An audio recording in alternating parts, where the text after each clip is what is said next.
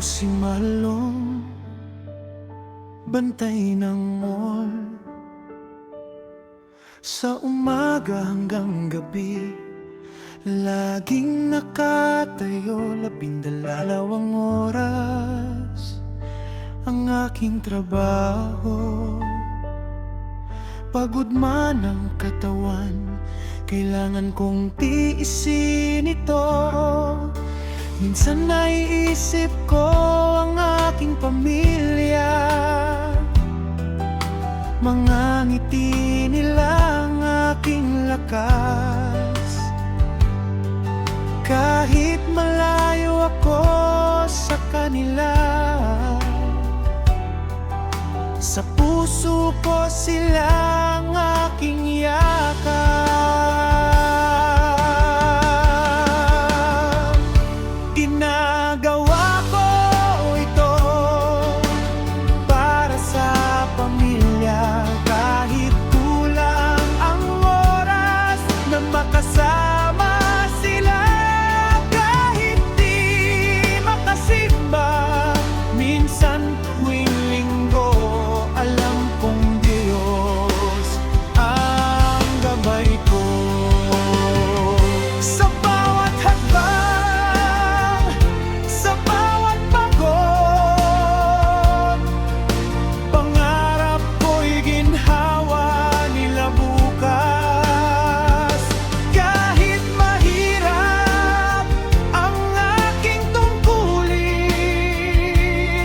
pagmamahal ko sa kanila ang lakas.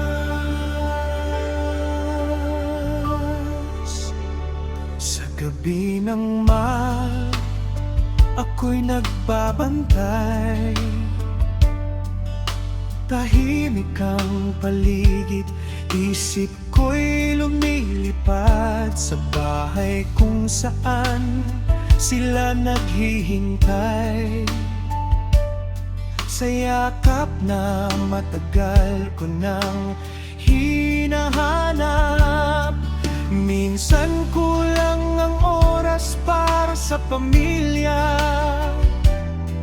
minsan kulang ang lakas sa katawan. Pero sa bawat sakripisyo ko ngayon, alam kong may magandang dahilan.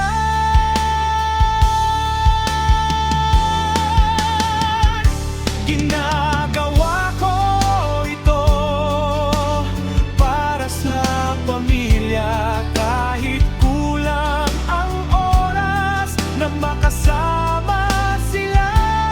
Kahit di makasimba minsan tuwing linggo, alam kong Diyos ang gabay ko.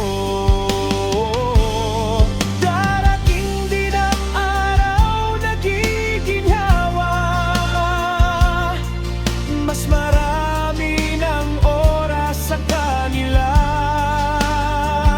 At sa bawat panalangin ko sa Diyos, pamilya ko'y lagi niyang iingatan.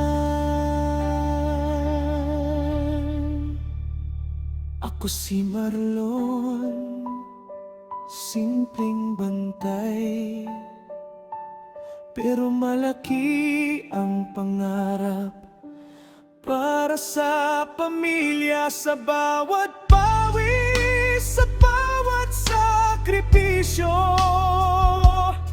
pagmamahal ko sa kanila